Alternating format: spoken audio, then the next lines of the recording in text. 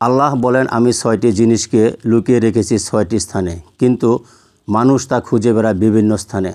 আল্লাহ তাআলা যে 6টি জিনিস লুকিয়ে রেখেছেন তা 1 নম্বর হলো, আল্লাহ বলেন, আমি দ্বীন ইসলামকে রেখেছি ক্ষুধা, দারিদ্রতা ও ধৈর্যের মাধ্যমে, কিন্তু মানুষ তা খুঁজে উদরপূর্তি ও দুনিয়ার সচ্ছলতার মধ্যে।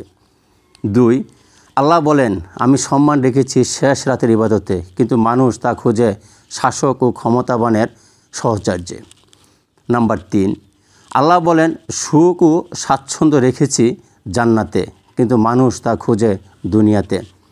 নাম্বার 4, আল্লাহ তাআলা বলেন, আমি বরত্ব রেখেছি বিনয় ও নম্রে, কিন্তু মানুষ তা খুঁজে অহংকারে।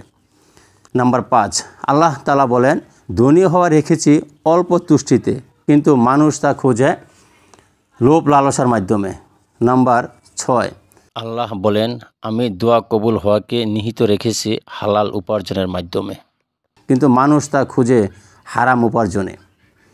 আল্লাহ তাআলার দেওয়া এই 6টি নিয়ামত থেকে যেন আমরা বঞ্চিত না হই, তাহলে আমরা নিম্নের এই দোয়াগুলো আমল করতে পারি, যে আমলের মাধ্যমে আমাদের ইহকাল ও পরকালে মঙ্গল হবে এবং আমরা আল্লাহর সন্তুষ্ট অর্জন করতে পারবো।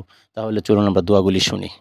একটি দোয়া হলো, আল্লাহুম্মা ইন্নাকা আফুউন তুহিব্বুন আফওয়া ফাফু আন্না, যার অর্থ হলো, হে আল্লাহ, নিশ্চয় তুমি ক্ষমাকারী, তুমি ক্ষমা করতে পছন্দ করো, অতএব আমাকে ক্ষমা করে দাও।